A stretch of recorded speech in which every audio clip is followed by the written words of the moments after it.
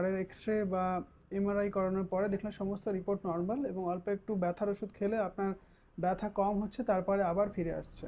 হয়তো এই চিকিৎসা ওষুধ দ্বারা নাও হতে পারে।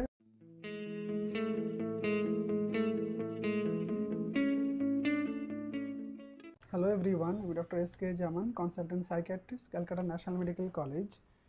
কখনো যদি এরকম লক্ষ্য করেন যে আপনার প্রচণ্ড নেক পেন হচ্ছে, ঘাড়ে প্রচণ্ড ব্যথা হচ্ছে এবং তার জন্য আপনি হাড়ের ডাক্তারবাবু বা অর্থোপেডিক সার্জনকে দেখালেন এবং তিনি হাড়ের এক্স-রে বা এমআরআই করানোর পরে দেখলেন সমস্ত রিপোর্ট নর্মাল এবং অল্প একটু ব্যথার ওষুধ খেলে আপনার ব্যথা কম হচ্ছে, তারপরে আবার ফিরে আসছে।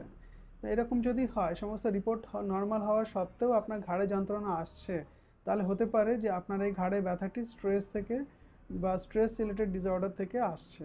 তার কারণ স্ট্রেস বা অ্যাংজাইটির একটা মূল মূল সিমটমস হলো মাসেল স্প্যাজম বা মাসেল টেনশন বেড়ে যায় অ্যাংজাইটি বা স্ট্রেসে।